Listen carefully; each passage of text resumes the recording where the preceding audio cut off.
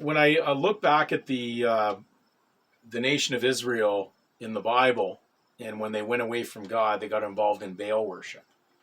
And the interesting uh, scene that it was amongst these nations that were away from God was that the nations that surrounded them were involved in worshiping um, these figures that were part man and cow or bull. And in fact, they even offered up their children unto the god Moloch, which was part of the uh, connection of these Baal gods that the nations around them were engaged in worship with. So God pulled his spirit away from the nation of Israel when they had actually gone down those directions, worshiping these things that were abominable.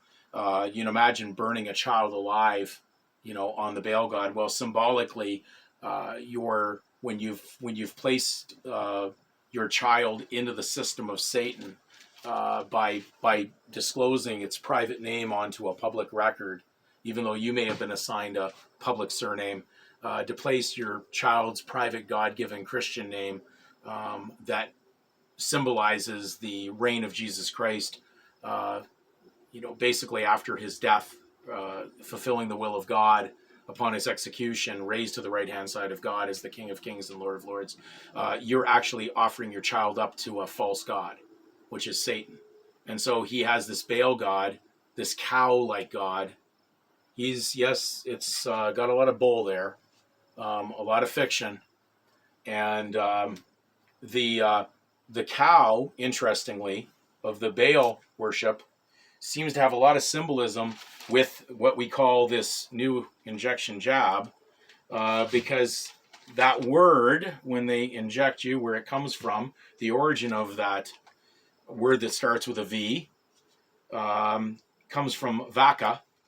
We'll leave it at that. Maybe they won't catch that on the video, but it's called vacca in Latin, which means a cow.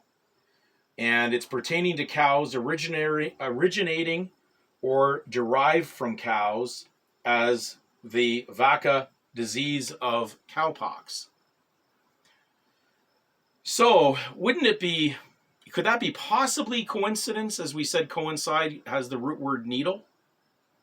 Could that be possibly coincidence that the two go together and it represents this? And then we go to the word Baal, which was an idol among the ancient Chaldeans and Syrians, Babylonians, representing the sun, Lord of the dead, God of the flies, which is leading to the theory around the Lucifer rays, possible scratch or mark that they may put on you as a chip in order to get in and out of the stores eventually. It won't just be because of you being unsafe to their world because you weren't jabbed.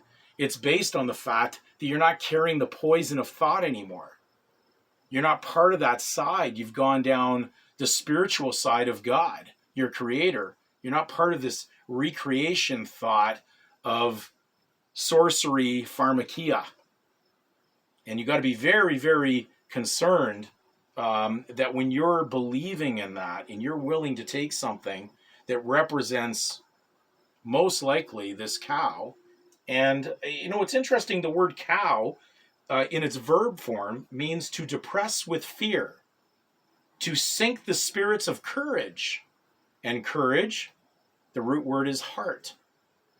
It says to oppress with habitual timidity. So are you losing courage? Is this what's happening with people that are taking this? That they no longer have a spirit of courage for truth?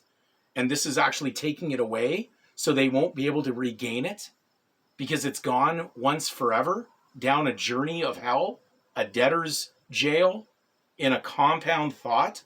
Is this what's happened? Have we really fallen prey to good and evil at this point? This is probably the ultimate form of worship to evil by taking this into your body. You've now become part of the most ultimate vile abomination, Baal worship, that's ever happened, leading back to the cow. Don't lose your courage.